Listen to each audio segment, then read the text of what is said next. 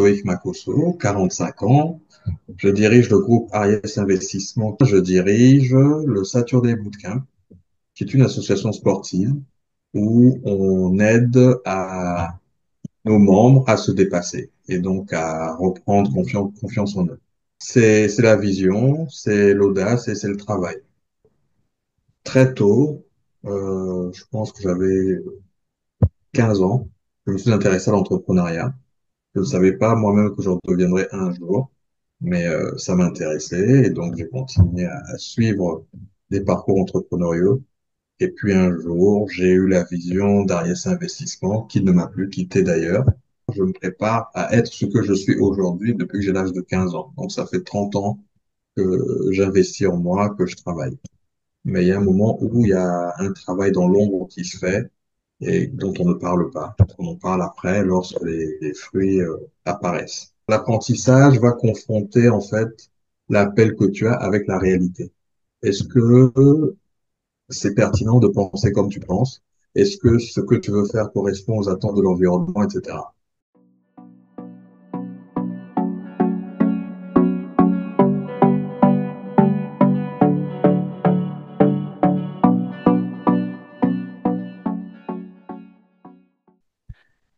Bonsoir Loïc, comment vas-tu? Je vais très bien, Liliane. Et toi-même? Bah écoute très bien, je dirais assez excitée à l'idée d'échanger un petit peu. J'ai Assez découvert, réciproque? ah bah écoute, c'est super, il y a une bonne énergie. Moi en fait je te connaissais pas du tout, mais vraiment pas. Et je dois dire que grâce à Philippe Simo, j'ai pu découvrir pas mal d'entrepreneurs africains, enfin de personnes que moi je qualifierais comme des leaders. Des personnes que Mhm. j'ai envie d'écouter, qui m'inspirent et qui, dès que je les entends parler, ont une bonne énergie. Donc c'est un peu l'effet que j'ai eu quand je t'ai écouté la première fois. T'as fait une interview, je crois, avec Philippe avant de venir à Back to Africa. Et donc moi, à Back to Effectivement. Africa, un matin, le dimanche, je pense, j'arrive, Mhm. je m'assois et en fait, tu étais déjà sur le stage, tu avais commencé ta keynote et je suis arrivée Ça, au c'est moment... dommage, ça. Non, mais c'est pas grave. Puisqu'on est là. Mais bref, je suis arrivée au moment où tu parlais un peu du sport, etc. Donc tout de suite, mon énergie était en mode, mais c'est qui cet ovni qui pense comme moi? Donc tout de suite, et je me suis souvenu que j'avais déjà regardé ton interview avec Philippe. Donc voilà, c'est une intro un peu spontanée, mais tout ça pour dire que j'avais vraiment envie d'échanger, parce que je fais partie des personnes qui pensent que on peut apprendre par soi-même, on peut lire, on peut faire des études, etc. Mais rien de tel que de parler à quelqu'un qui a eu de grandes réalisations, qui est forcément pas arrivé là, comme on dit chez moi, t'es pas arrivé là cadeau, t'as dû bosser, c'est tout un parcours. Et donc, moi, j'ai vraiment envie que tu partages avec moi et avec ceux qui ont écouté l'échange un petit peu ce que tu as pu apprendre grâce à ton parcours, les moments un peu difficiles. Mais est-ce que tu pourrais tout simplement te présenter en quelques mots et on pourrait commencer par là. Oui, alors je me présente, Loïc Macosso, 45 ans. Je dirige le groupe Ariès Investissement qui aujourd'hui est composé de trois entités. Donc tu as Ariès Investissement, la banque d'affaires. Nous avons Ariès Capital qui fait du conseil d'investissement financier.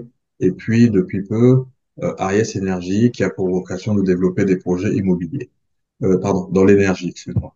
Et à côté de cela, je suis également administrateur au sein d'une banque au Congo qui s'appelle la Banque Postale du Congo.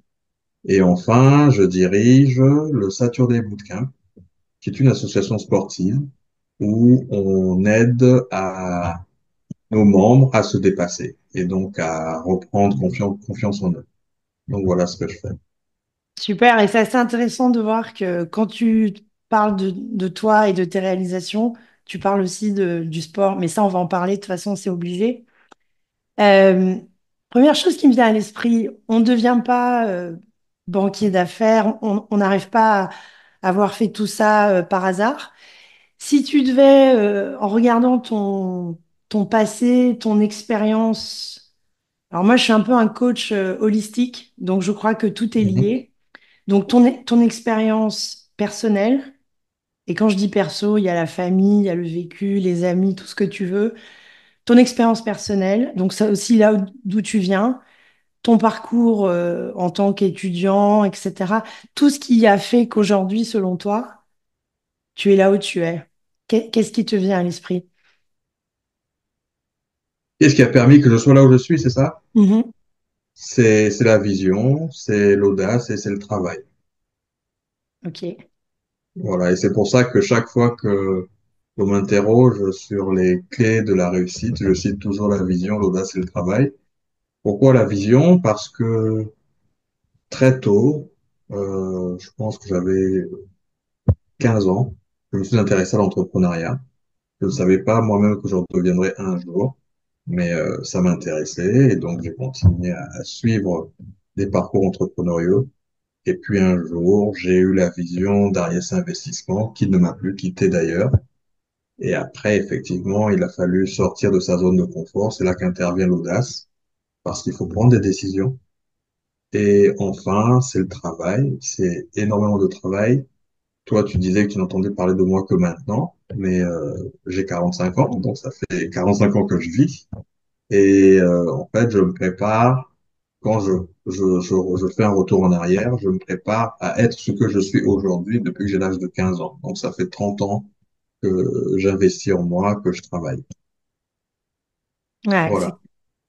et c'est vrai que aujourd'hui, on nous vend un petit peu des fois où on interprète mal et on se dit, quand on voit des gens qui réussissent, on a l'impression que ils ont réussi, que c'était facile et qu'ils sont arrivés là très vite. Et en fait, c'est pas le cas du tout. Mais Quand non, tu... je crois que tu as dû lire des biographies d'entrepreneurs et tu vois que tous, ils ont un parcours. Aujourd'hui, on nous parle d'Elon Musk, on nous parle de Jeff Bezos, mais Elon Musk, je crois qu'il travaille sur ses projets entrepreneuriaux depuis la vingtaine. Il en a Mm, 50 plus aujourd'hui. Donc, on voit très bien, à travers ces histoires-là, qu'il y a un parcours. Mais il y a un moment où il y a un travail dans l'ombre qui se fait et dont on ne parle pas. On en parle après, lorsque les fruits apparaissent. Parce que je crois que c'est le parcours normal, c'est le processus. Les Américains, ils parlent de trust the process. Eh bien, dans ce qu'on fait, il y a un processus aussi. Il y a d'abord l'appel, il y a l'apprentissage et après, il y a la consécration. ouais, Voilà. ouais, c'est très très bien dit, totalement. Mais tu disais, tu parlais de la vision. Quand est-ce que tu as quand t'as eu 15 ans, t'as eu plus ou moins une vision, on va dire? En fait, quand j'avais 15 ans, je suis tombé sur des portraits d'entrepreneurs qui m'ont séduit, qui m'ont intéressé. Donc, j'ai lu leurs histoires, qui m'ont plu. Je ne savais pas que j'en ferais partie, mais je savais que j'évoluerais dans le monde des affaires. Et c'est peut-être pour ça aussi que par la suite, j'ai fait du droit des affaires, parce que le droit des affaires, tu peux bien l'entendre, il régit la vie des affaires. Et donc voilà. Et donc après, quand j'ai commencé à travailler, c'est réellement à ce moment-là, j'avais 25 ans, que j'ai eu l'idée de faire Ariès Investissement, parce que je travaillais pour une société de gestion d'actifs. Nous gérions à l'époque plusieurs fonds qui investissaient dans l'économie réelle. Et je me suis dit, pourquoi on ne ferait pas la même chose au Congo? Mais il y avait déjà eu des tentatives. Donc moi, j'invente pas la roue, hein. Il y avait déjà des tentatives dans ce sens en Afrique centrale. Et donc, je me suis renseigné sur ce que d'autres ont fait et comment moi, à mon niveau, je pouvais, pardon, apporter autre chose. Et c'est ce que j'ai fait parce que j'ai rejoint d'abord, je suis rentré au Congo, j'ai pris la décision de rentrer. Ensuite, j'ai travaillé pour deux entreprises, la SNPC, la Société nationale des pétroles du Congo, puis la Banque de développement des États de l'Afrique centrale, qui finance l'économie, hein, il faut le dire. Et là, effectivement, j'ai réalisé que les entrepreneurs avaient parfois des difficultés, avaient des challenges à échanger avec les banques, à monter un dossier qui correspondait aux attentes de la banque. Et donc, je me suis dit qu'on pouvait très bien euh, accompagner ces personnes-là dans leurs discussions avec les partenaires financiers, avec pour objectif de leur trouver des ressources à des conditions soutenables, pas des ressources qui les étranglent financièrement. Donc Donc, c'est à ce ce qu'on moment-là, retient, pardon, vas-y. et donc, c'est à ce moment-là, pardon, que je décide donc de me lancer, de faire Ariès Investissement. Mais en fait, l'idée avait plus ou moins germé à la base, et plus tu t'es rapproché du but, plus tu te rendais compte, de par ton expérience, qu'il y avait vraiment C'est un ça. besoin et que c'était quelque chose de totalement réaliste. c'est ça, tout à fait. Donc, ça, je te dis tu as l'appel et tu as l'apprentissage.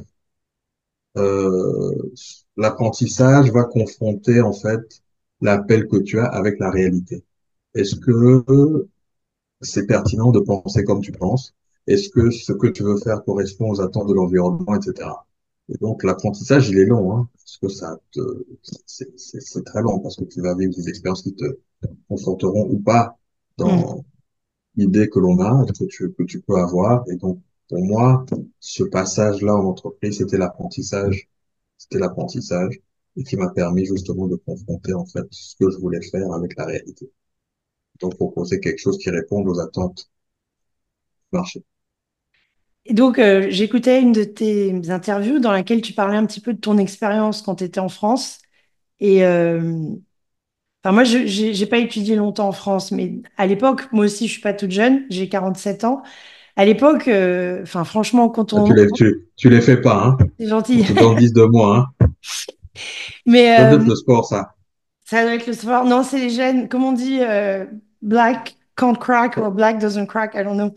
Mais C'est pas. en fait, si tu veux, moi, à mon époque, quand j'étais en France, il y a très longtemps, franchement, quand tu étais black et que tu voulais avoir des expériences professionnelles, des stages, enfin, les préjugés étaient lourds à l'époque.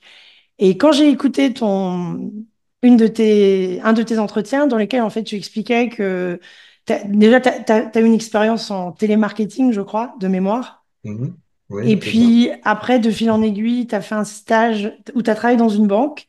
Et puis en fait, moi, ce que j'ai retenu quand j'ai écouté, en fait, c'est que tu avais une attitude. Tu savais pourquoi tu étais là, tu savais pas exactement comment tu allais y arriver, mais en tout cas, tu avais un esprit ouvert et une certaine humilité qui fait que tu savais que tu étais là pour apprendre. Et en fait, tu racontes à un moment donné que de fil en aiguille, tu t'es retrouvé, tu as une expérience dans une banque et en fait, tu t'attendais pas du tout. Et ça a été pour toi l'opportunité d'apprendre. Et petit à petit, en fait, tu commençais à aller sur ce chemin-là, mais il y a eu de bonnes rencontres, on va dire. Bien sûr, bien sûr. Alors, moi, quand j'ai étudié en France, donc entre 97 et 2003, à partir du Master 1, j'ai commencé à faire des stages. Et effectivement, mes stages, je les ai eus. En fait, j'ai arraché mes stages.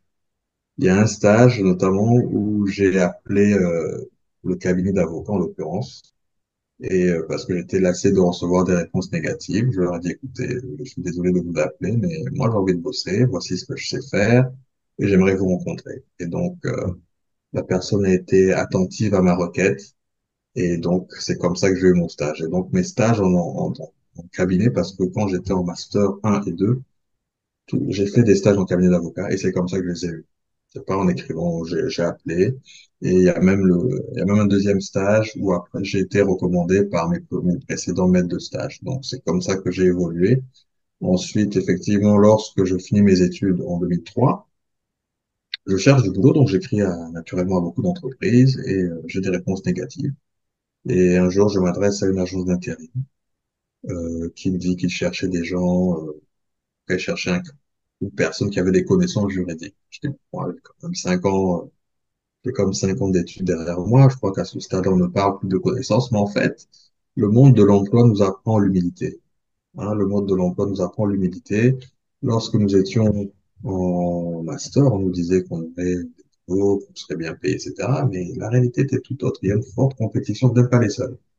Donc, voilà, j'atterris donc dans cette banque-là où je fais un travail qui n'a rien à voir avec mes qualifications, mais je le fais.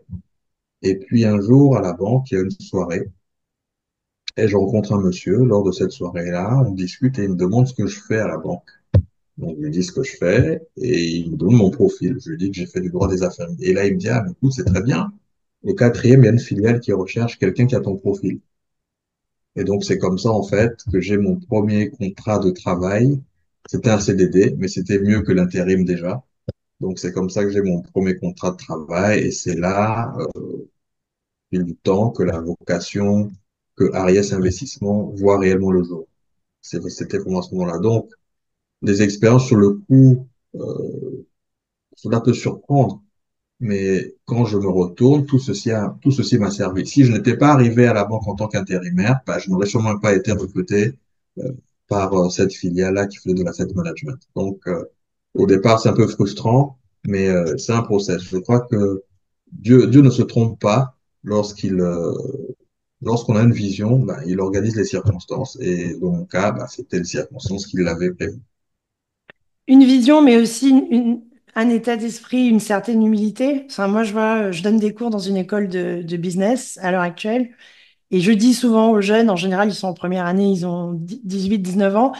Et je leur dis, les mecs, faut être ouvert et il faut pas, comment dire, faut aller vers les opportunités, il faut aller vers les gens, faut aller vers les situations qui vont vous permettre de développer des fois des compétences euh, que vous allez pouvoir utiliser dans d'autres situations. Donc toi, tu avais un atout parce que tu étais quand même ouvert. Tu avais quel âge à ce moment-là quand tu rencontres ce monsieur qui te dit, ah tiens, ça Euh, tombe bien, tu avais quel âge? c'était en 2004, donc j'avais 25 ans. Ouais, c'est ça, 25 ans. Ouais, bon, ok, tu avais quand même de la maturité déjà. Mais enfin, je connais beaucoup de jeunes de 25 ans qui aujourd'hui enfin, n'auraient pas été au bon endroit parce qu'ils manquent d'ouverture d'esprit et ils attendent que tout leur soit servi sur un plateau et donc ils passent à côté en Moi, fait. l'humilité, ça c'est une conclusion que je tire après. Mais Mm, sur le coup, c'était un choix alimentaire, hein, Liliane. Faut pas se leurrer, hein. J'avais fini mes études et pour moi, il était hors de question que je sois une charge pour qui que ce soit et il fallait donc que je trouve quelque chose. Donc, j'ai pris ce qu'on m'a donné et il s'est avéré que cela m'a servi par la suite. D'accord? Mais au mm, départ, euh, je ne voyais pas la finance, hein. Je me voyais plutôt bosser dans l'énergie, dans l'oil and gas, enfin, bref, tout ça. mm. Mais c'est pas ce que j'ai eu. C'est pas ce que j'ai eu. Et à un moment, tu dois ravaler ta fierté parce que, comme je t'ai dit, il y avait des préoccupations alimentaires. Mm. Je finis mes études et pour moi, je ne pouvais pas concevoir que je sois une charge. Donc, j'ai pris ce qu'on m'a donné. Beaucoup d'étudiants font des jobs alimentaires. C'est tout à fait normal et ce n'est pas une honte. Non, pas du tout. Et justement, on peut par ces chemins-là, nous, on a souvent tendance à chercher des chemins linéaires. Mais on peut avoir des chemins escarpés qui t'emmènent aussi à l'endroit où tu veux aller. Et l'intelligence, c'est de tirer des leçons de ces passages-là et de voir le bon côté des choses. Moi, j'ai fait du télémarketing. Ben, le télémarketing m'a appris, et c'est une habitude que j'ai gardée aujourd'hui. Je ne m'exprime jamais de manière négative. Donc, il y a des mots que je n'emploie pas. Mais ça, Mm. je l'ai appris en télémarketing. Et ça Ouais, m'aide totalement. aujourd'hui. Voilà. Donc, il faut voir le bon côté des choses. Il faut toujours voir le bon côté des choses. Mais quand on a 20 ans, 25 ans, on n'a pas forcément ce recul-là. C'est peut-être une frustration, on se dit, mais comment ça, moi, j'ai un master en droit des affaires et je vais faire du télémarketing. Oui, mais il y a peut-être un bon côté des choses aussi. Il y a peut-être une expérience qui peut être utile là-dedans. Bah, Et surtout désormais, bah, la possibilité de développer des soft skills bien sûr, qui seront bien sûr. extrêmement utiles et qui feront la différence Moi, après. j'ai appris à parler, j'ai appris à convaincre, mais ça, on l'apprend quand on fait du télémarketing. On nous a pas appris ça à l'école de droit, hein. Ah, pas du tout. Non, c'est clair. Donc, bah, ça m'a servi. C'est ce que je retiens. Il y a autre chose, évidemment. Donc, moi, je suis originaire du Gabon. Donc, le Gabon, le Congo, c'est à côté. Donc, il y a quand même cet événement. Il y a la guerre. Et je crois que Mhm. dans une de tes interviews, tu racontes un petit peu comment tu quittes le Congo. Et moi, enfin, quand j'ai entendu ça, je me suis dit, c'est quand même une expérience qu'on peut pas oublier et qui est formatrice quand même. Est-ce que c'est juste de penser ça, que ça a forcément eu un impact sur ta résilience Oui, peut-être? bien sûr, c'était des moments difficiles parce que quand je pars, bah, tu ne te retournes plus, donc tu ne sais pas ce qui va se passer derrière toi. Mes parents, quand ils me font partir, c'est parce que je dois faire mon bac. Ça, c'était leur préoccupation. Pour eux, il fallait que je passe mon bac. C'était pas qu'il fallait me sauver ou quoi que ce soit, c'est parce que j'étais en année de terminale et bah, il fallait que je parte pour faire mon bac. Eux, ils se disaient que ça n'allait pas durer, que les choses reviendra à la normale. Donc c'est pour ça qu'ils ont fait ce choix-là de, de, de rester. Mais oui, c'est sûr que dans un contexte comme celui-ci, il fallait rester concentré et avoir les yeux rivés sur l'objectif. Ce n'était pas évident parce que on n'avait pas l'Internet, on était, moi je me retrouve à Lille, mes parents sont au Congo, j'ai des nouvelles de manière parcellaire, mais il fallait rester concentré sur l'objectif parce que moi j'ai passé du coup mon bac en septembre. Et donc juillet, août, septembre, la guerre au Congo fait rage. Mm. Et j'ai des infos comme ça de temps en temps qui viennent du pays qui ne sont pas forcément réjouissantes. Et dans ce contexte-là, je suis resté stoïque parce que moi, je n'avais pas de prise sur les événements, je ne pouvais rien faire. Ce que moi, je pouvais faire, c'était donc de rester concentré sur mon objectif, travailler pour avoir mon bac, pour ne pas être une charge pour mes parents. Ah, mais tu faisais Parce quand même que, preuve d'une... Pardon, vas-y. parce que en étant étudiant, je pouvais avoir une bourse, etc. Donc, je ne serais plus un poids pour mes parents. Voilà, donc c'était ça mon objectif. Ouais, mais tu faisais preuve d'une grande maturité, c'est-à-dire, tu avais quoi, 18 ans? J'avais Euh, 18 ans, oui. il y a la guerre dans ton pays, enfin, t'as des personnes qui trouvent comme excuse, enfin, qui ont des excuses faciles. Toi, au contraire, t'es resté focalisé sur ton objectif. Donc, Moi, mes parents m'ont toujours dit qu'il fallait positiver. Ça, c'est une phrase que j'ai toujours retenue. Il faut positiver, il faut positiver, il faut positiver. Alors, effectivement, quand ce genre de situation-là arrive, euh, tu peux effectivement haïr le monde entier, mais tu peux tout simplement faire preuve de reconnaissance, de gratitude pour le fait d'être en vie. Et pour ça, rien que pour ça, bah, il faut aller de là. Il ne faut pas s'arrêter parce que c'est une grâce que l'on a que d'être en vie. Et donc, quand on est en vie, ben, mm. c'est, c'est une tautologie. Il faut vivre. Il faut se comporter comme des vivants. Donc, moi, j'ai pas d'autre choix que d'aller de l'avant. Quand tu penses à tes plus grands achievements aujourd'hui, c'est quoi tes trois plus grands achievements? Et là, je parle en général, je parle de tout. Pour le plus grand achievement. Déjà, c'est d'avoir construit Ariès Investissement parce que ce n'était pas gagné d'avance. On est tombé plusieurs fois, il faut le reconnaître. Donc, d'avoir créé Ariès Investissement, d'avoir gagné la confiance de nos clients, d'avoir construit une réputation sur le marché, que ce soit local ou même à l'international, puisqu'aujourd'hui, on travaille sur des dossiers à l'international dans d'autres pays d'Afrique. Donc, ça, c'était pas gagné d'avance. Ensuite, on a fait avec le bootcamp aussi, le bootcamp, parce que Mhm. le bootcamp, quand on l'a créé avec mes amis, on était que 5. Et aujourd'hui, c'est une formidable machine qui tourne avec ou sans moi. Je veux dire, aujourd'hui, on a créé, au sein de cette organisation-là, on a créé des leaders et qui peuvent aujourd'hui gérer le groupe. C'est-à-dire que le groupe, le bootcamp s'est détaché de ma personne. Donc ça, c'est un achievement dont je suis très fier, effectivement. On a donné trois. Il faudrait que je réfléchisse sur le troisième. Je vais le trouver. C'est pas Mais grave. voilà. Tu peux revenir dessus. Bon, ben, c'est une belle transition et de toute façon, j'avais hâte d'en parler. Donc, bon, j'ai regardé ton Instagram, on avait déjà un petit peu échangé. Enfin, t'adores le sport, ça fait partie de ton mode de vie. Tout à Euh, fait. Et depuis Bien. que je marche, d'ailleurs. Et depuis que tu marches. Oui, oui, mon père m'a mis au sport très tôt. Il a fait beaucoup d'expériences avec moi. Il a commencé par la natation, j'ai pas trop aimé. Après, j'ai fait du judo, j'ai fait du taekwondo et je me suis arrêté au basket, que j'ai pratiqué jusqu'à l'âge de 27 ans. D'accord. Et puis, à 27 ans, j'ai eu une blessure au ligament croisé. Donc, je ne pouvais plus jouer au basket. Donc, j'ai trouvé une autre activité et c'est celle que je fais aujourd'hui, c'est la calisthénie, c'est de la musculation poids du corps. Donc ça, je Par- peux le par- faire. Parle-nous un peu, je sais on a lu tous les deux de 5 AM Club. Parle-nous un Mhm. peu de ta routine, parce que je trouve ça c'est intéressant et moi j'ai bossé dans des boîtes américaines et les CEO que je connaissais les plus performants, eux ils se levaient à 5 heures du mat. Toi j'ai cru comprendre que tu te lèves encore plus tôt, mais ils se levaient à 5 heures du Mhm. mat et ils avaient une routine bien précise. Et en fait, ils prenaient tous en... Enfin, ils avaient cette notion de... Comment on dit en français? Le rythme circadien. Circadien, ouais. Euh, Cardiens, oui. Enfin, je crois que c'est ça, oui. ouais, et donc en fait, vas-y, parle-nous un peu de ta routine et comment elle supporte un Alors, peu tout ce que tu fais. ma routine est extrême, mais ça s'est pas fait du jour au lendemain.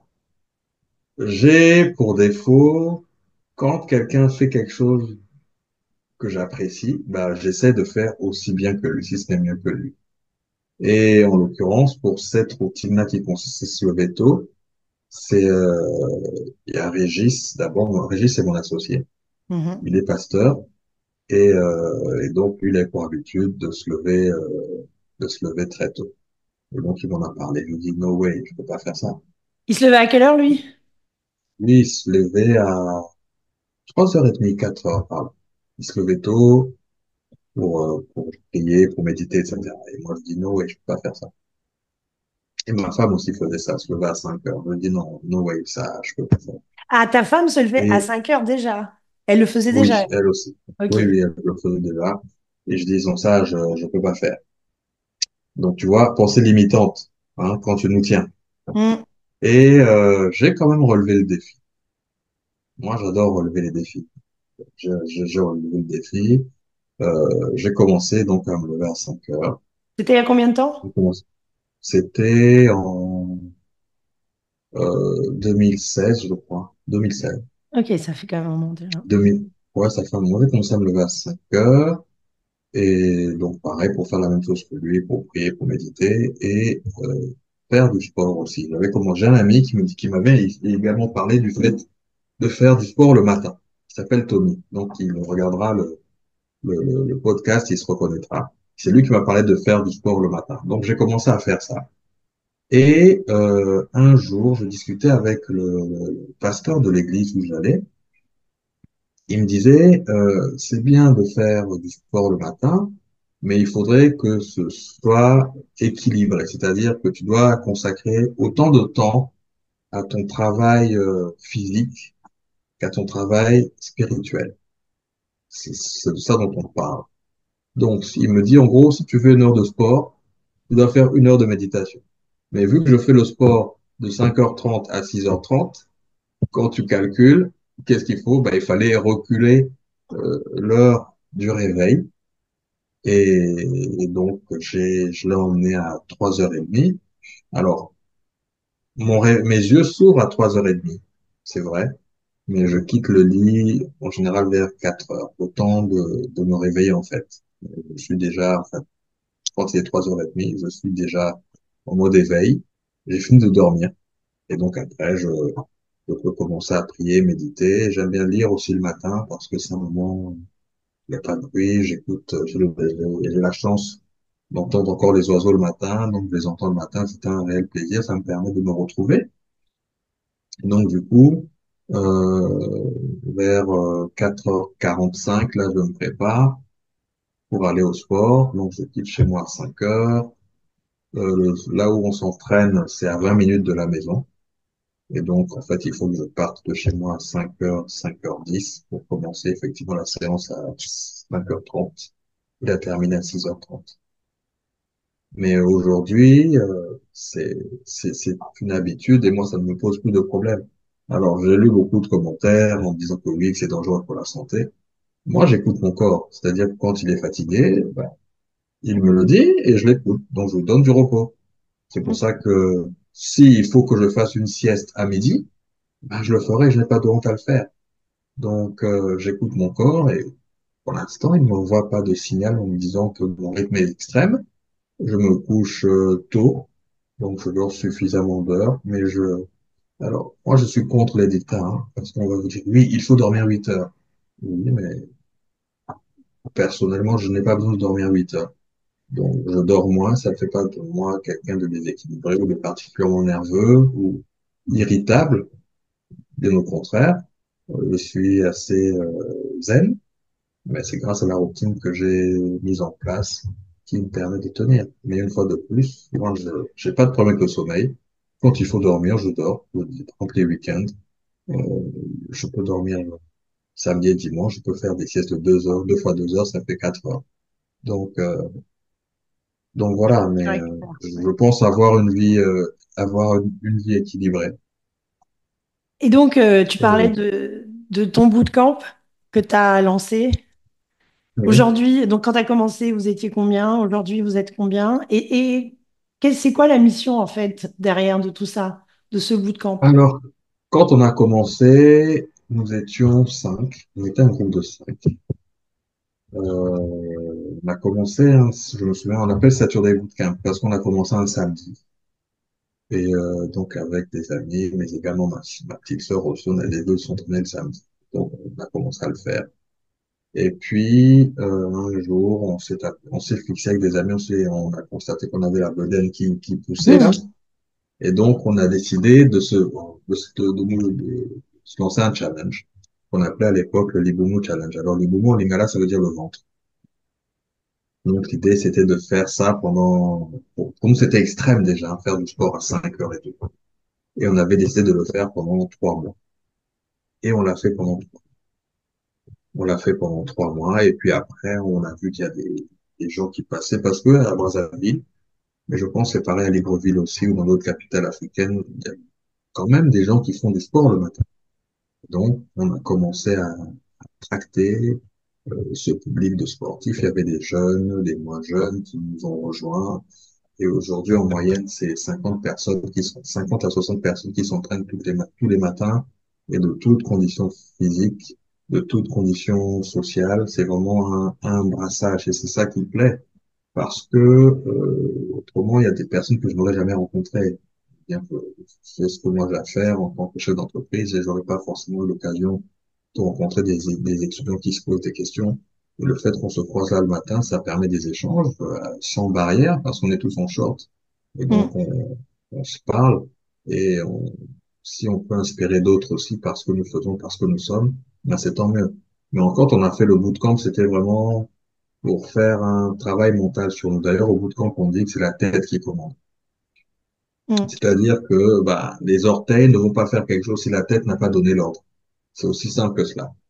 On a vu des gens qui étaient incapables de courir sur 5, de faire un footing sur 100 mètres et qui aujourd'hui le font sans problème. Ils font 3 à 4 tours de stade, ils peuvent courir 30 000 voire plus.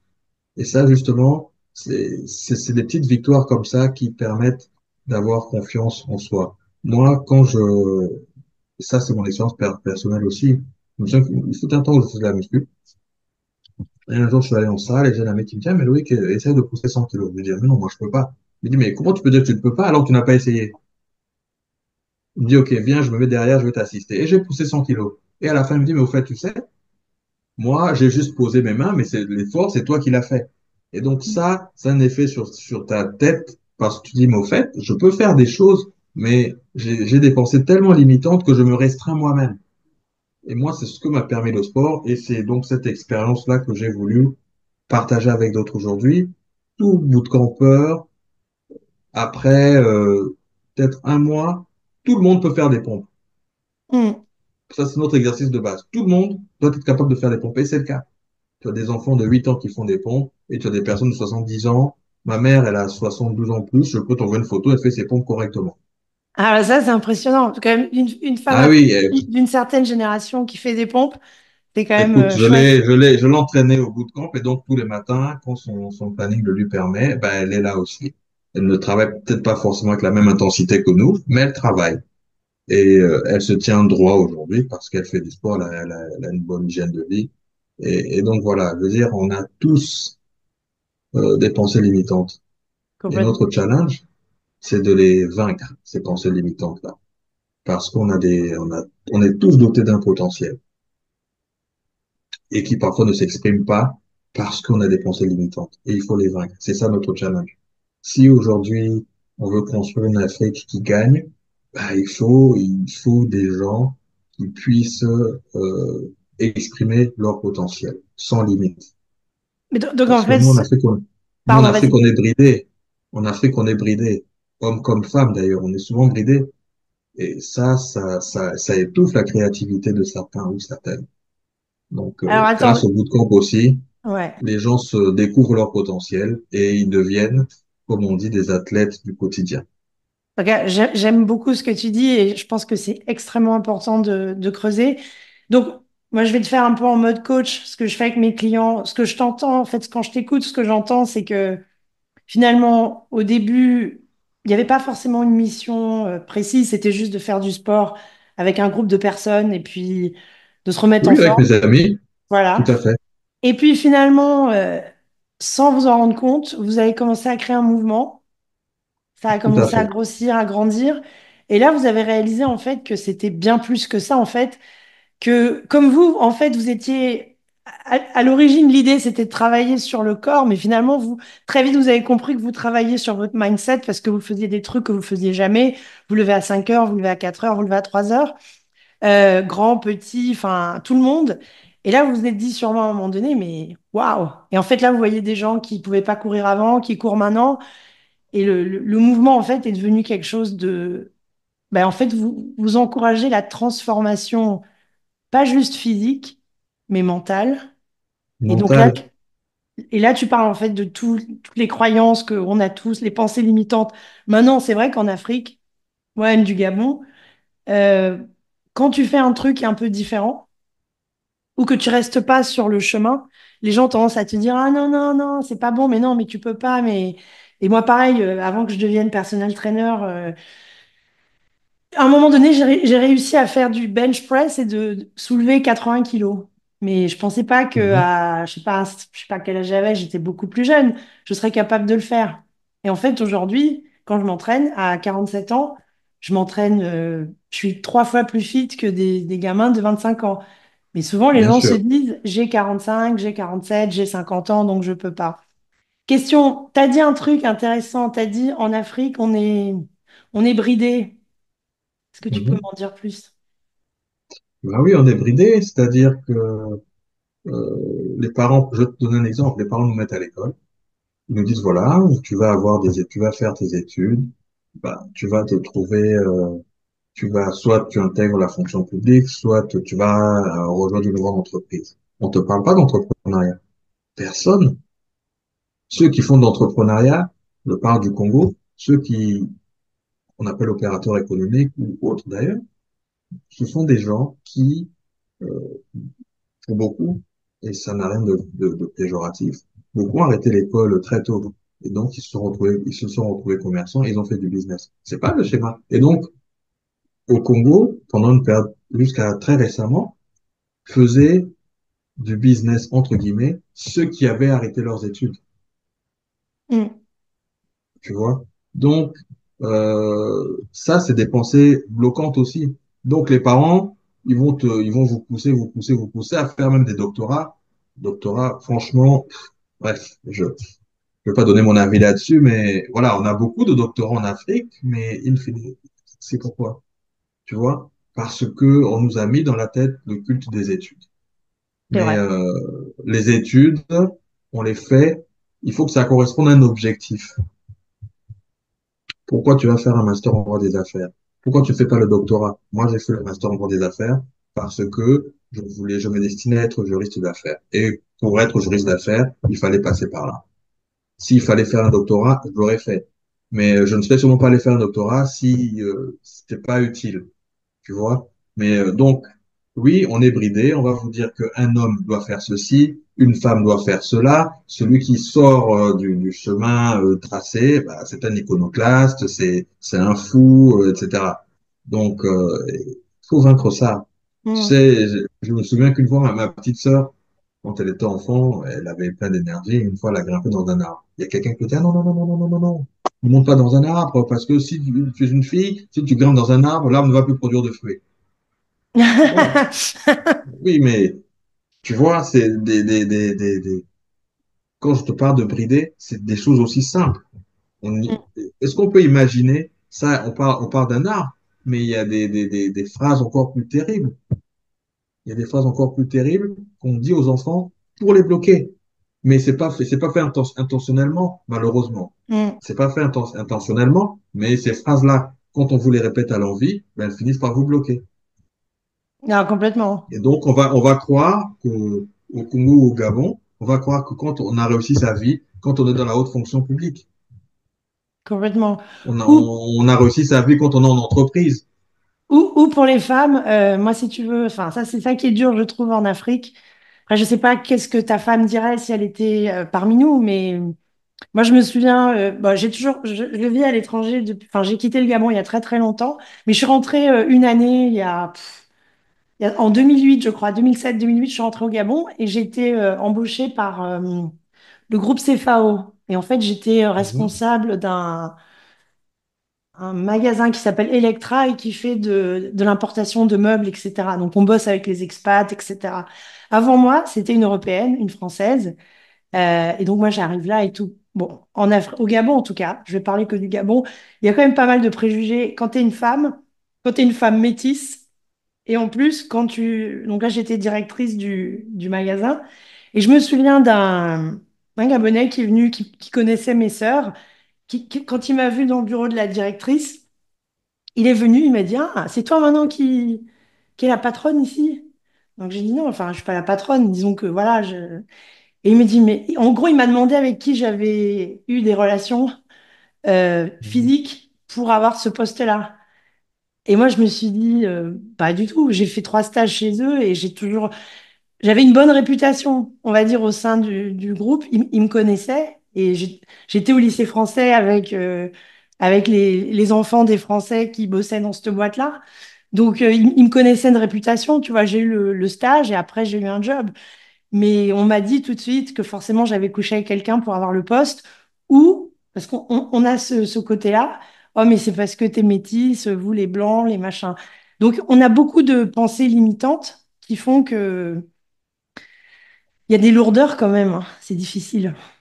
Ah, c'était Tout une à fait. parenthèse. Tout à fait. Non, mais c'est une réalité africaine, malheureusement. Hum, hum, hum. Africaine, mais peut-être même ailleurs. Mais bon, africaine, sûr. Mais une question qui me vient à l'esprit, comment dire, sans rentrer vraiment dans des sujets trop compliqués, parce que bon, on connaît un peu la sous-région d'où on vient, mais enfin, comment toi tu vois en tant que, bah, ok, si je repense moi par exemple à mon père qui aujourd'hui, s'il était vivant, il aurait presque 90 ans, on va dire. Lui, il était Mhm. fonctionnaire, il était dans l'armée de l'air, etc. Il a une belle carrière. Mais si tu veux, comment dire, pour moi, le Gabon de l'époque était complètement, enfin, c'était une autre époque. Bon, les choses changent progressivement.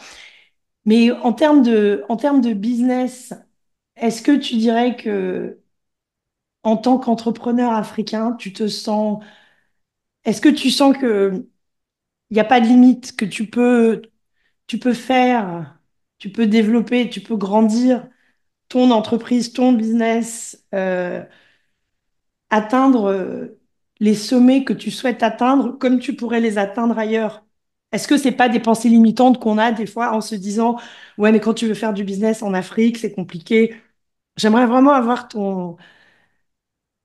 ta vision par rapport Alors, à ça. oui, il y a des obstacles, mais aussi des opportunités. Il y a surtout beaucoup d'opportunités. Euh, il y a des personnes au Congo, congolaises, qui ont eu accès à de très belles opportunités. D'accord? Donc, moi, je m'interdis de penser que je ne peux pas le faire. Au soir, si tu m'interviews au soir de ma vie, ben, je pourrais te faire le bilan. Mais ce que je vois pour l'instant, c'est qu'on mène notre bar et on a accès à des opportunités et on travaille dessus. Tu vois? J'ai pas eu le sentiment qu'on m'ait barré la route pour une raison ou pour une autre. Et moi, je suis un battant, hein, donc c'est pas. Si tu me fermes une porte, je peux rentrer par la fenêtre. Si je peux pas rentrer par la fenêtre, je rentrerai par le toit. Et si je peux pas rentrer par le toit, je t'attendrai dehors, tu finiras par sortir. Donc c'est comme ça que je veux penser. Je ne veux pas penser autrement. Je m'interdis de penser que je rencontrerai des obstacles. Et quand même je rencontrerai, on pourra les surmonter, les contourner, etc. C'est pas. Tu sais, la vision, elle est puissante. La vision, Liliane, elle est personnelle. Et moi, je suis chrétien et je suis convaincu que ma vision n'est pas le fruit du hasard. Ma vision, c'est Dieu qui me l'a donnée. Et jusqu'à présent, ben, il a permis que je fasse des rencontres, que je m'entoure à des endroits pour pouvoir justement la réaliser. Donc, je n'ai pas peur de quelconques obstacles que je pourrais croiser. Pas du tout. Donc Je l'état suis d'esprit, sûr de moi, je suis droit dans mes bottes. Ça m'inquiète pas. Et je suis prêt à engager le combat aussi.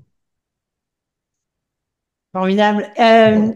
Si tu, moi, j'aime bien croire au super pouvoir. Donc, quand je coach des gens dans différentes situations, des entreprises, et en ce moment, je coach des enfants qui sont, j'ai une trisomique, j'ai des personnes Mhm. qui sont autistes. J'accepte tout type de mission parce que je pense que c'est en se confrontant à des situations différentes et puis faire que du leadership. J'aime bien avoir beaucoup de diversité. Et en fait, quand je parle à ces enfants, enfin, et que ça peut être challenging de les coacher. Et en fait, je leur demande toujours pour briser la glace, c'est quoi tes super pouvoirs? Et quand ils comprennent pas ce que j'entends par là, je leur dis, bah, écoute, moi, par exemple, mes super pouvoirs sont ça, ça et ça. Loïc, c'est quoi tes super pouvoirs selon toi? Un de mes super pouvoirs, c'est que j'ai super confiance en moi. Ça se voit. Je sais que je peux tomber, mais je sais aussi que je peux me relever, que je vais me relever. Donc ça sont mes super pouvoirs. Que j'ai pas, Ça, en c'est fait, un je n'ai pouvoir. la confiance en soi, la résilience, la persévérance, la consistance, la discipline. Ok. On peut considérer ça comme mes super pouvoirs, non? Ouais, mais pour moi, tout est un peu lié, mais bon, ok, d'accord, j'accepte. D'accord, voilà. Donc oui, l'un de mes super pouvoirs, c'est que je peux. Écoute, comment dire ça sans être prétentieux? Non, vas-y, C'est un exercice difficile, hein. non, non, pas du tout, Oui, c'est bienveillant. que je n'ai pas peur d'engager le combat. J'ai pas peur des obstacles. Moi, j'ai pas, ça ne me dérange, ça ne me fait pas peur. Donc, j'ai pas peur. Et d'ailleurs, un de mes surnoms, justement, c'est S'en fout la mort. Ok, moi j'adore. En Vili, hein. On dit, j'avais un nom qui m'appelait Iloak. Ça veut dire S'en fout la mort. Donc, je crois que depuis très, très jeune, il avait vu que j'étais téméraire. Ah, c'est super, ça c'est une grande qualité.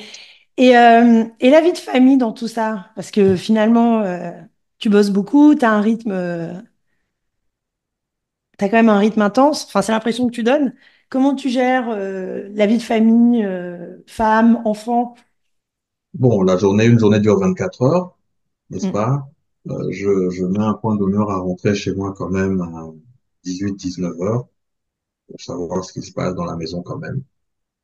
Et puis le week-end, je lève le pied, donc je suis en mode famille. Et quelles sont les valeurs que tu souhaites inculquer à ton fils? Le travail, il faut qu'il apprenne à travailler, que qu'il ne se serve pas, qu'il sache que tout ce qu'il méritera, ce sera la sueur de son front.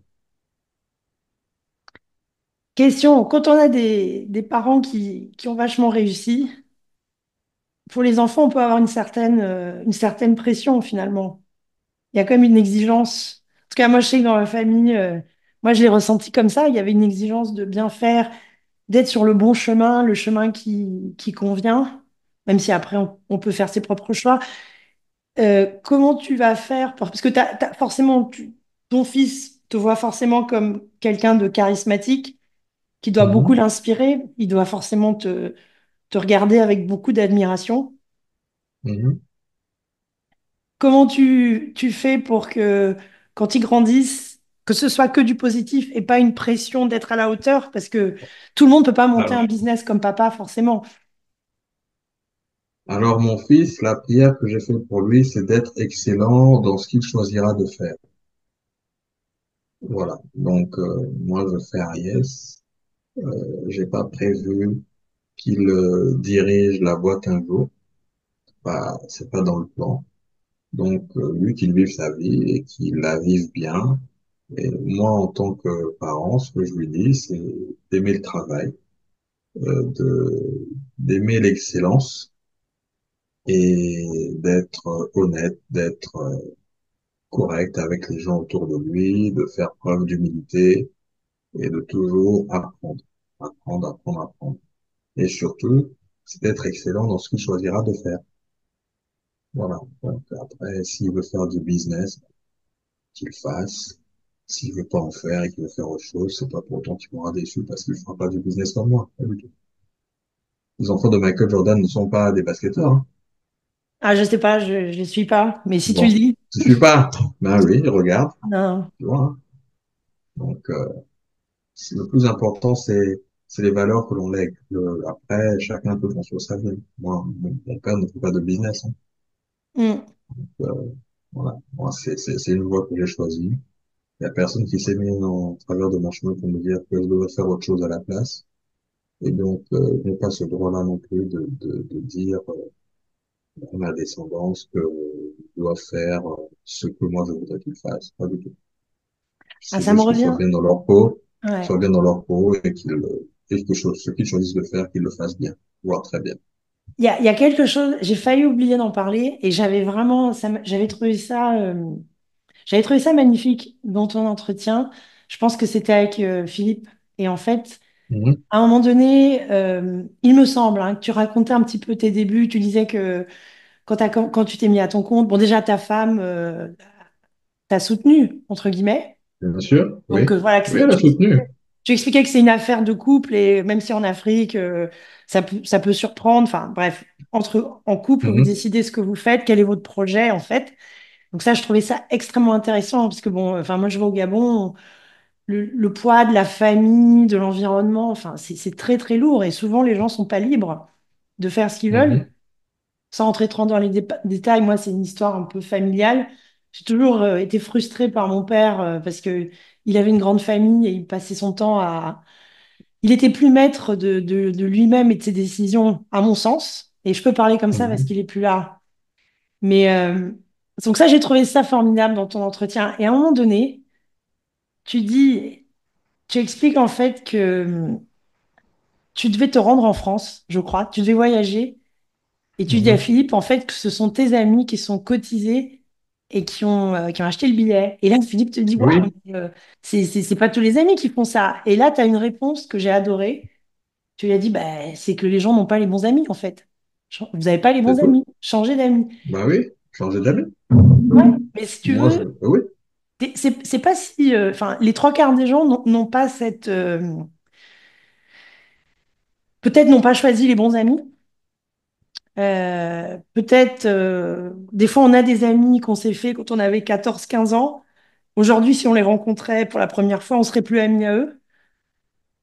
Mais toi, en fait, quand on t'écoute parler, on sent vraiment, enfin, moi, l'impression que j'ai eue, je me suis dit, voilà quelqu'un qui a un projet, qui a réussi son projet, mais qui s'est entouré, qui a créé un environnement autour de lui. En tout cas, moi, c'est l'impression que j'ai eue. Que tu as un Tout environnement à autour fait. de toi, que tu as créé, que tu as façonné pour que tout ce qui soit autour de toi ne soit pas un frein, mais au contraire, peut-être te permettre de trouver la force, l'énergie. Donc ça c'est une chose que j'ai adorée. Et le dernier point que j'ai trouvé aussi remarquable, à un moment, tu expliques en fait que on t'a ta routine du matin.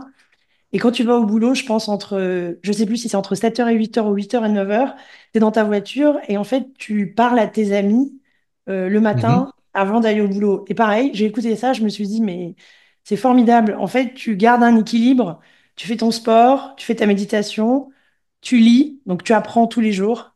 Parce que c'est important, si on mhm, arrête d'apprendre, on pense qu'on est arrivé, mais c'est là qu'on se plante. Donc méditation, esprit, corps, sport connexion avec les vrais amis. Donc, mhm, c'est un peu le cœur. Et des amis comme toi, tu disais que 80% d'entre eux sont dans le business, dans l'entrepreneuriat. Donc, en mhm. fait, vous partagez les mêmes valeurs. Et je me suis dit, c'est magnifique. En fait, tout ça, ça crée de la synergie. T'as pas d'énergie, enfin, de gens qui vont te tirer vers le bas, mais au contraire, moi, j'ai écouté ça, je me suis dit, c'est magnifique. Il s'est façonné et ça prend un effort et une intentionnalité. Et ça veut dire, ça prend quelqu'un qui fait pas les choses au hasard et qui cultive certaines choses positives. Donc, si on pense à l'image d'une plante, toi, tu sais arroser les bonnes plantes et les mauvaises herbes, tu les coupes. C'est l'impression que j'ai eue, c'est l'image qui m'est venue à l'esprit. Alors, peut-être que couper, c'est brutal, mais en fait, j'ai écouté une fois un message de Miles Monroe, qui était un pasteur qui est décédé dans un accident d'avion. Il était des Bahamas, je crois. Et il parlait de la vision. Et il disait que vision dictates everything. Ça veut donc dire que ta vision, la vision que tu as de ta vie, la direction dans laquelle tu vas aller, va déterminer tout ce qui est périphérique à cela. Comment tu t'habilles, ce que tu manges, les contenus que tu ingères, les personnes que tu fréquentes. Et naturellement, par rapport à la vision que tu vas avoir de ta vie, tu auras des gens qui vont te dire, moi, je suis pas. C'est pas grave s'ils suivent pas. Ça veut donc dire que ces gens-là, bah, tu vas peut-être pas leur parler tous les jours. Hmm, J'ai des gens à qui je parle tous les jours. Il y en a à qui je vais parler une fois par semaine, d'autres à qui je parlerai une fois par mois, d'autres une fois par an. Fine. J'ai hmm, des amis d'enfance, d'accord, mais on se parle de temps en temps. Enfin, certains d'entre eux, on se parle tous les jours, et d'autres, on se parle beaucoup moins. Mais c'est pas pour autant qu'on est fâché. Pas du tout. hmm, C'est que par rapport à la personne que je suis aujourd'hui, moi, je sais quels sont mes besoins. Je sais quels sont mes besoins, donc bah, je vais me nourrir, entre guillemets, auprès de ceux qui peuvent m'apporter de la matière. J'ai un ami que je connais, c'est un ami d'enfance, que je connais depuis qu'on a 11 ans. Il est entrepreneur aussi. Et lui, on a pour habitude, pour rituel, on se parle tous les matins, où qu'il soit dans le monde, ou que moi je sois dans le monde, on va se parler. Mais lui, il est entrepreneur et donc lui, il va me dire, ah, mais tiens, j'ai lu tel livre, tu devrais le lire. J'ai écouté tel podcast, tu devrais l'écouter. Moi, j'ai plaisir à être avec lui plutôt qu'être avec quelqu'un qui va me parler du Real de Madrid ou hmm, du. J'ai rien contre. Je parle de sport aussi, mais par rapport aux besoins que j'ai, par rapport, oui, aux besoins que j'ai, moi, les besoins que j'ai, c'est d'avoir de la connaissance qui me permettra de progresser. Donc, je vais donner du temps à ces personnes-là qui me permettent de progresser. Ça, c'est d'un. Et deuxièmement, effectivement, j'ai de longues journées, mais être entrepreneur ou travailler beaucoup ne doit pas signifier qu'on se déconnecte.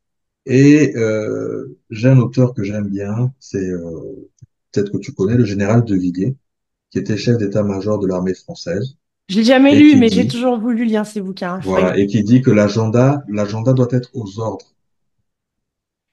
L'agenda doit être aux ordres. Donc, tu as 24 heures à toi de les utiliser et de faire en sorte que personne ne soit frustré.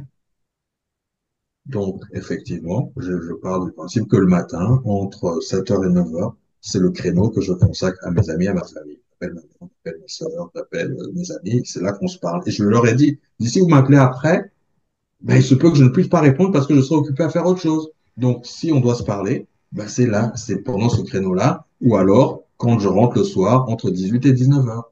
Parce que après, c'est le créneau de quelqu'un d'autre. Donc That's all. organiser. Oui, c'est tout. C'est une organisation. Et ça me permet de savoir ce qui se passe dans les vies des uns et des autres. On parle beaucoup de time management et j'ai conscience du temps qui passe, donc je ne vais pas non plus te garder trop longtemps. Non, on Dernière peut, question. c'est un plaisir. C'est un Euh, plaisir d'échanger. c'est gentil. Il y a pas longtemps, j'ai eu une conversation avec un mec qui est au Canada, qui est à Concordia, et en fait, il a fait un doctorat sur le time management. Et je me suis dit, mais je savais même pas qu'il y avait des gens qui faisaient des doctorats. Et quand j'ai discuté avec lui, il m'a dit non, on n'est pas beaucoup, on est peut-être deux ou trois dans le monde à avoir fait un doctorat sur ce sujet-là. Donc j'ai interviewé et en fait, je me suis dit, mais je sais pas pourquoi il a fait un doctorat sur le time management. Quel est ton... Parce qu'en fait, ça reste un concept quand même qu'on veut rationaliser, mais finalement, il y a toujours pas mal de...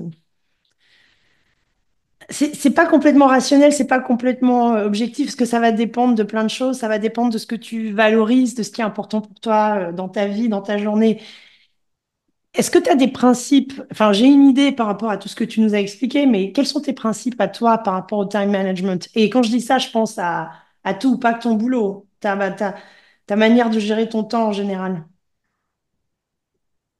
Le temps, et je l'ai lu là récemment encore, le temps c'est comme une commodity, c'est une matière première, c'est la matière première de l'entrepreneur. Je ne parle que de l'entrepreneur, mais ça l'est pour d'autres personnes aussi, hein.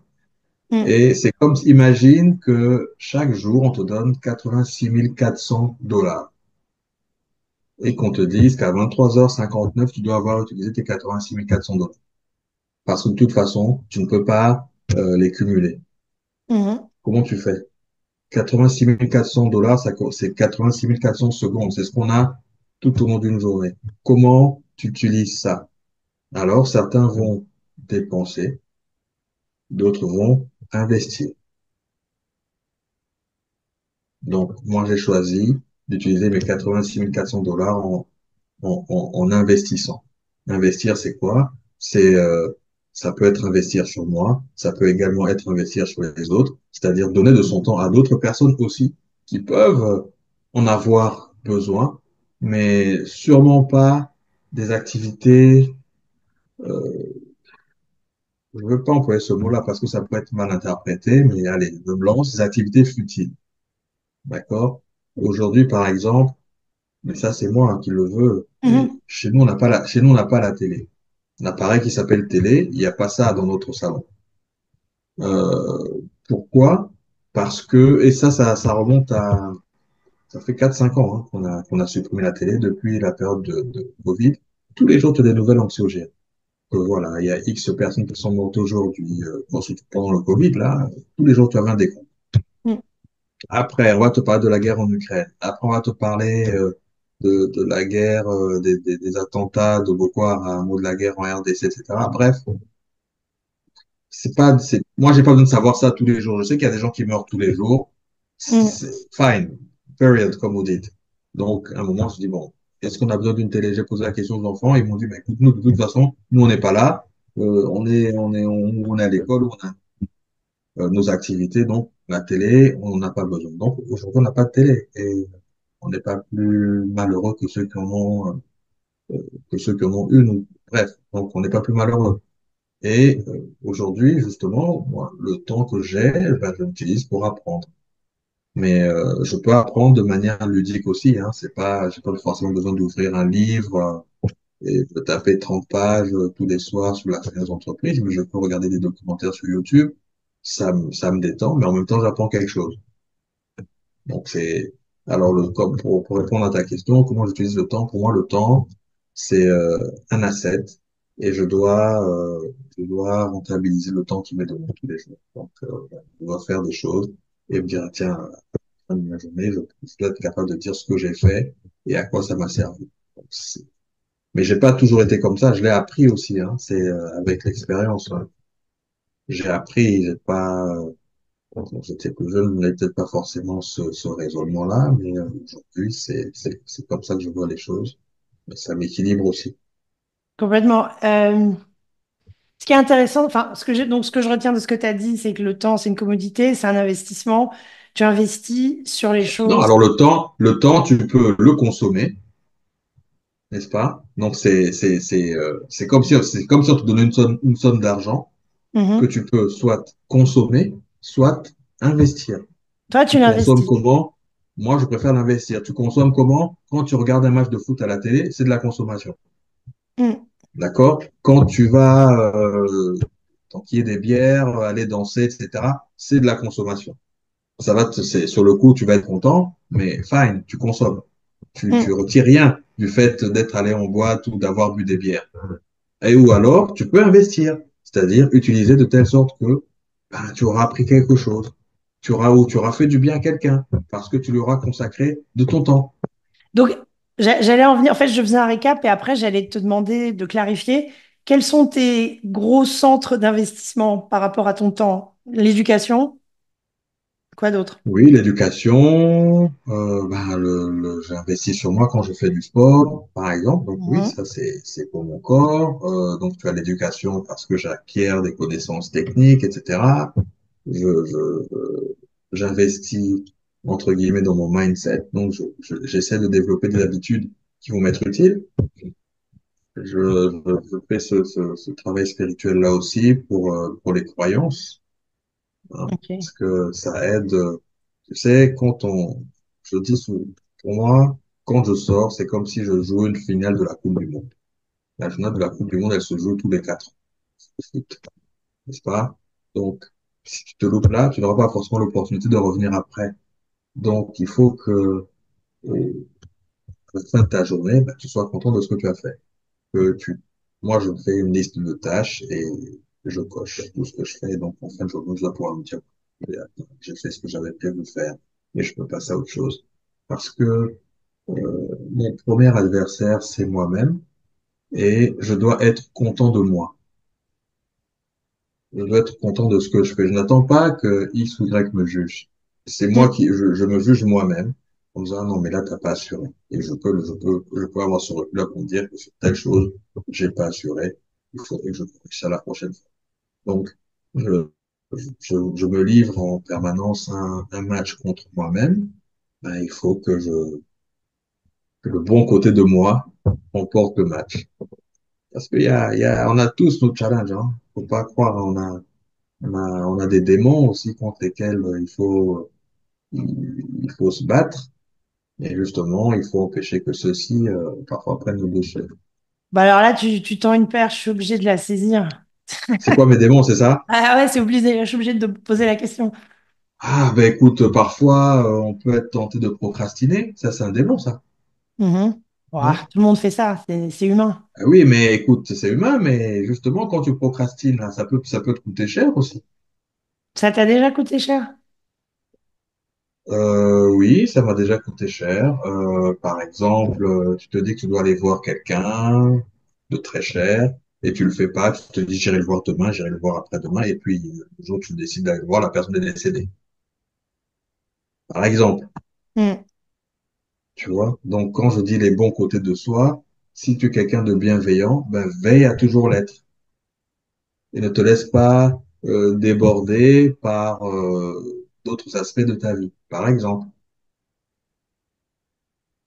Complètement. Donc à chaque fois que je vais faire une interview, j'étudie un peu la personne, je t'en j'observe. prie.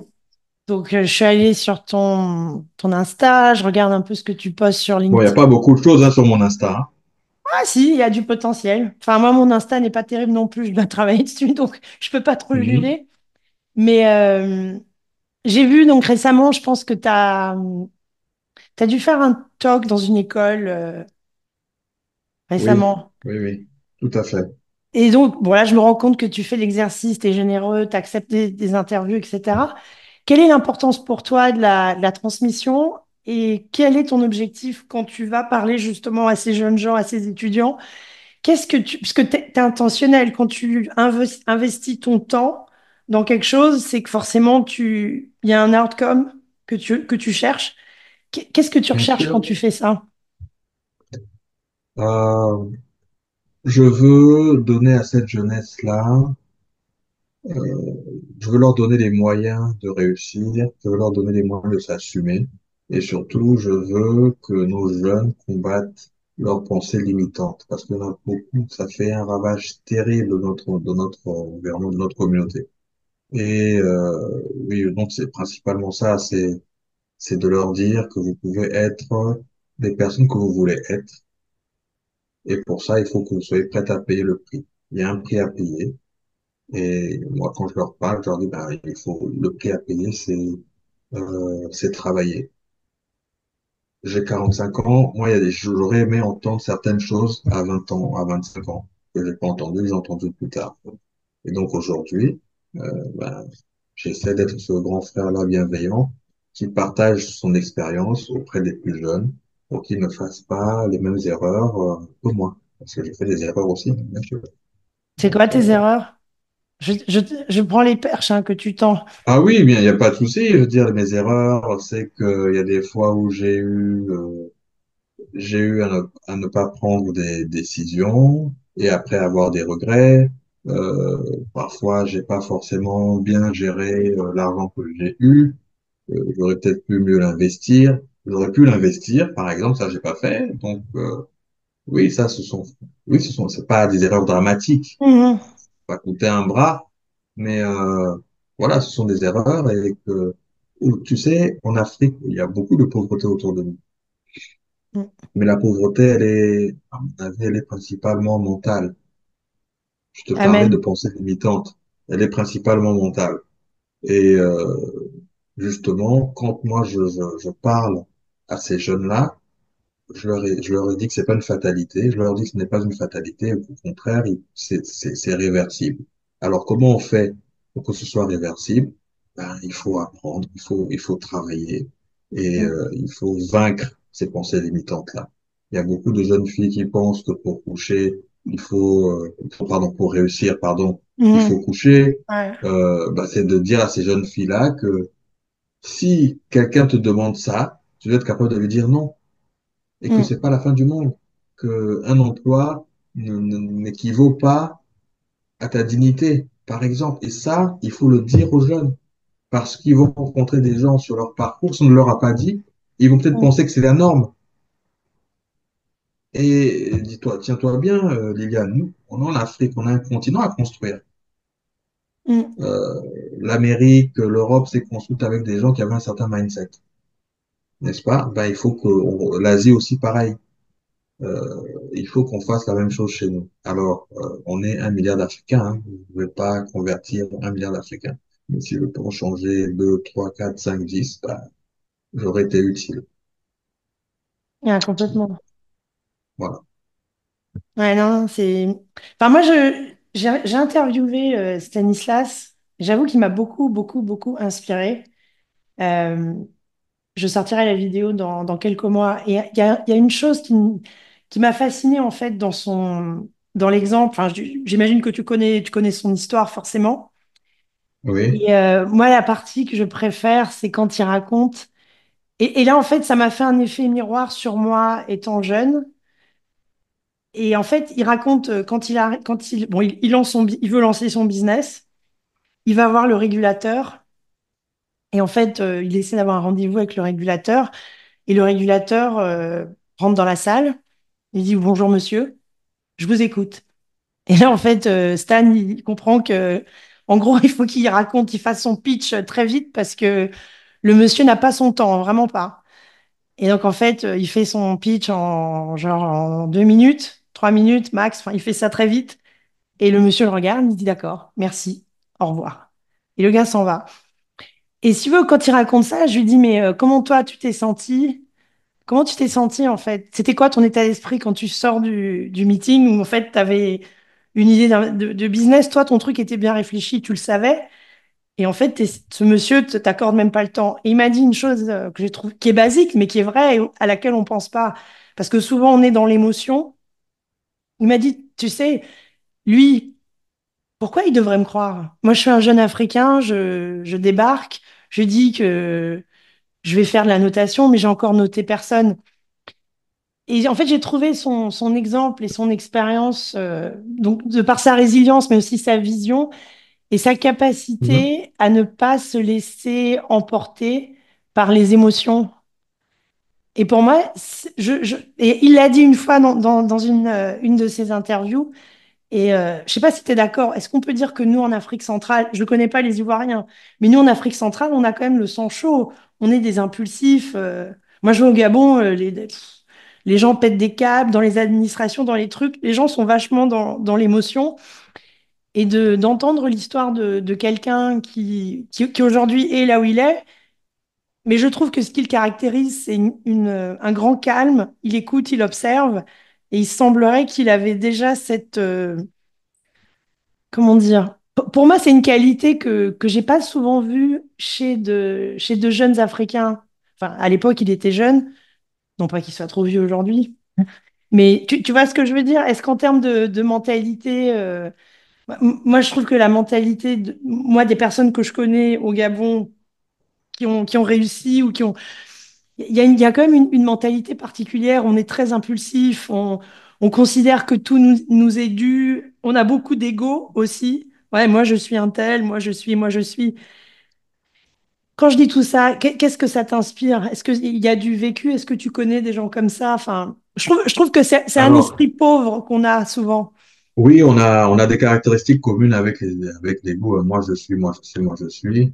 Hmm. Mais le Congo a ceci de particulier, c'est que le Congo a vécu des guerres Ouais, civiles et ça nous a obligés à être résilients. La vie n'est pas forcément simple. La vie n'est pas forcément simple chez nous, mais ce que je perçois, pardon, c'est que les gens prennent sur eux quand même, hein. Il y a des pays où pour moins que ça, on a volé la vie. Je veux dire, les Sénégalais, ils sont pas des privés d'électricité, ils peuvent te voler la vie. Bon, bref, nous on est quand même aujourd'hui, on parvient quand même c'est ce que je perçois, hein, le peuple quand même, nous parvenons à contrôler, pardon, nos émotions. Donc on est, mais ben, après vous au Gabon c'est particulier. Vous avez beaucoup vécu d'État-providence aussi, c'est hein, vrai. pendant les années où le pétrole coulait à flot. Ce que j'apprenais, c'est que les étudiants gabonais étaient comme les mieux lotis, hein, des étudiants, parmi les étudiants africains, vous avez des bourses, enfin bref. Donc C'est pas faux. aujourd'hui, euh, ben voilà, donc aujourd'hui, les gens, ils sont exigeants par rapport à cela aussi, parce qu'ils ont un vécu, n'est-ce pas? Mais je pense que ceux qui n'ont pas eu ces avantages-là, réagiraient différemment. Tu vois, donc, il faut nuancer les propos. Chaque peuple a son histoire, Mhm. et je pense que l'histoire de chaque peuple définit son attitude de manière générale. Nous, au Congo, de par nos traumatismes, de par notre histoire, qu'est-ce que cela révèle? C'est un peuple très résilient. Mm. On est tombé très bas, mais on a été de se relever. La vie nous offre des challenges au quotidien, mais ce que je perçois, c'est que les gens travaillent, les gens peut-être s'en accommodent, et, et voilà, mais on maîtrise nos émotions. Ça, c'est ce que je perçois. Ah, complètement. Ok. Qu'est-ce que tu dirais pour finir, pour clôturer l'échange? Euh, alors, on fait ce podcast-là, c'est pour parler à des entrepreneurs, qu'ils soient africains ou non. Mhm. Et l'idée, c'est surtout qu'il faut apprendre à s'écouter pour se découvrir, pour se connecter avec son soi. Et c'est quand on fait cela qu'on parvient à faire de grandes choses. C'est très important. Après, la vie, c'est pas seulement le business. La vie, c'est un équilibre de plusieurs éléments. Et il faut donc veiller à toujours maintenir l'équilibre. Voilà. Donc, that's all. Je Impeccable. crois que c'est C'est c'est bien aussi dit. ça. Et dernier L'équilibre. point, quel est le livre que tu recommandes?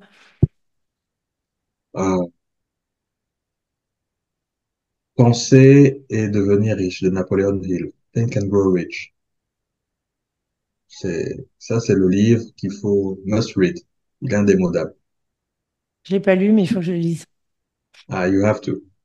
C'est c'est un livre qui explique, en fait. Alors, Napoléon Hill a écrit ce livre-là après plus de 20 années de travail. À l'époque, il avait été consulté par un milliardaire américain, je crois que c'est Dale Carnegie, qui lui avait demandé de théoriser la science de l'enrichissement. Alors, Napoléon Hill a interviewé des dizaines d'entrepreneurs américains à l'époque, et de ces entretiens-là, euh, est sorti le livre. Est sorti le livre Think and Grow Rich. Et en fait, quand tu lis ce livre-là, tu comprends que tout au départ part d'une vision. Après, tu as ce qu'il appelle les esprits maîtres, c'est-à-dire les personnes qui seront autour de toi, qui vont mastermind, qui vont participer à la vision, à la réflexion, etc. Bref, c'est must read. Il parle de la confiance en soi, il parle euh, oui, de la confiance en soi, de la vision, de l'entourage, de la foi. C'est très important, avoir la foi. Tous te diront avoir la foi parce que bah, écoute, le parcours, il n'est pas linéaire. Hein. C'est comme la météo. Hein. On a des Mm. pluies, on a du beau temps. Bah, il faut pouvoir naviguer dans ces changements-là. Et ça, c'est ce qu'il faut. C'est ça l'esprit entrepreneurial. Super. L'entrepreneur, faut s'attendre à rencontrer des difficultés. C'est même normal de rencontrer des difficultés dans son parcours, quelles qu'elles soient, c'est normal. Maintenant, c'est quelle attitude avons-nous face à ces difficultés? C'est là qu'on nous juge. Comment tu réagis? Est-ce que tu vas en retraite? Est-ce que tu t'arrêtes? Est-ce que tu avances? C'est savoir naviguer, quel que soit le temps qu'il C'est fait ça, et c'est arriver à ça, bon port. exactement, exactement, On peut pas changer le temps, mais on peut tourner la voile comme il faut pour y arriver. tout à fait, c'est ça. Bah écoute, j'ai conscience du temps et de l'heure, parce que je sais que toi, tu es en Afrique du Sud et il est plutôt très tard chez toi. Il Je est tiens, 23h33. 23h33. Je tiens à te remercier, Loïc, pas juste parce que tu prends le temps, mais aussi parce que la raison pour laquelle j'ai vraiment eu envie d'échanger avec toi, c'est parce que tu étais sur le stage à Back to Africa et ton message, en fait, pour moi, c'était le message que j'avais envie d'entendre et que j'entendais pas en général de la bouche d'Africains, de leaders Mhm, africains. Et pour moi, j'ai trouvé ton message intéressant, original, parce que tu parlais un petit peu du triptyque de la réussite et que forcément, moi, je suis passionnée de sport. Tu as mis ça en avant. Nous sommes des êtres holistiques, on a plusieurs dimensions et on ne peut pas développer que certaines dimensions. Il faut développer l'ensemble parce qu'on va aller puiser des compétences différentes dans différents. Dans le sport, tu apprends la résilience aussi, pas qu'au travail. Donc ça m'a beaucoup parlé, ça m'a inspiré. Et puis ce que j'ai vraiment aimé quand tu étais sur le stage, c'était cette. Alors moi, je suis quelqu'un de mental, physique, spirituel, mhm. mais ce côté physique, sur le stage, on sentait. Moi, je voyais ton énergie en fait. Je la voyais sur le stage et je trouvais ça inspirant. Je me suis dit Et voilà pourtant, quelqu'un. j'essaie de la contrôler, hein. Mais non, tu peux pas. Moi, je suis pareil. J'ai beaucoup d'énergie. Donc quand je vois quelqu'un qui me ressemble, j'ai capté tout de suite. Je me suis assise une minute, j'avais compris déjà. Donc je voulais te remercier Est-ce- pour ça aussi de m'avoir inspiré. Mais je t'en prie. Est-ce que tu sais ce que j'ai fait avant de monter sur scène? Des pompes.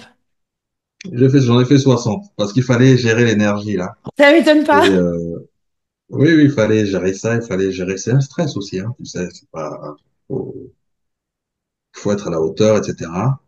Mais sinon, pour revenir sur ce que j'ai dit, je suis en train d'écrire un ouvrage où je raconte tout mon parcours en détail. On est en train de travailler là-dessus et il sera disponible au premier trimestre 2025, l'ouvrage. Donc, Waouh. Bah j'en écoute, parle déjà. Et je te supplierai voilà, donc encore pour une autre interview alors. mais écoute, avec plaisir. Tout ça, c'est toujours dans l'optique de partager, d'inspirer, tu sais. Et je vais peut-être m'arrêter là. Ce qui m'a fait mettre le pied à l'étrier aussi, ce qui a fait que à un moment, je décide de démissionner. Un soir, je regardais un documentaire qui s'intitulait Ils ont construit l'Amérique. Et dans ce documentaire-là, c'était une série à l'époque, on te racontait l'histoire de trois entrepreneurs américains, JP Morgan, Dale Carnegie, et puis, je crois, c'était Rockefeller. Je crois que le troisième, c'était lui. Et on t'explique comment ces personnes-là ont participé à la puissance américaine. Alors, nous pouvons faire la même chose. Il y a déjà des anciens qui ont commencé, hein, parmi les entrepreneurs. Tu as Kofi Gervais-Jondo, par exemple, qui avec son associé, Paula Paulowson, ont créé EcoBank, par exemple, qui est une institution panafricaine, d'accord, présente dans dans une dizaine de pays africains. Tu as Jimovia, qui est avec Zenith, et tu as d'autres belles machines africaines qui existent, mais il en faudrait plus. Et pour ça, les Africains sont compétents et sont diplômés. On a tout ce qu'il faut. Mais notre challenge, c'est remporter notre bataille, la bataille mentale. C'est être capable de, de, de, de se projeter et de relever le challenge. Aujourd'hui, tu as EcoBank, tu as MTN, tu as ces marques africaines-là. Tu as des nouveaux qui arrivent, tu as de nouveaux challengers euh, qui s'imposent sur scène et dans leur domaine. Hein, aujourd'hui, par exemple, quand tu apprends que les banques françaises se retirent, ben, tu as des entrepreneurs africains qui reprennent les filiales. D'accord? Mais ça, il en faut plus. Il faut qu'on construise l'Afrique. On est 1 milliard. Et notre challenge, on ne pourra pas, ce serait dommage qu'on sorte de cette ville en se disant, ah, voilà, c'est la faute à X, Y, Z, si aujourd'hui on est dans cette situation-là. Mais chacun de nous, à son niveau, à l'instar du colibri, peut faire quelque chose. Donc, faisons notre part. Bah, écoute, il n'y a rien à ajouter Voilà. après ce que tu as dit. Merci beaucoup, Voilà. Loïc. Je te souhaite une belle T'en soirée. prie. Merci à toi aussi. Et puis, à très bientôt à ta disposition pour la suite. Merci beaucoup.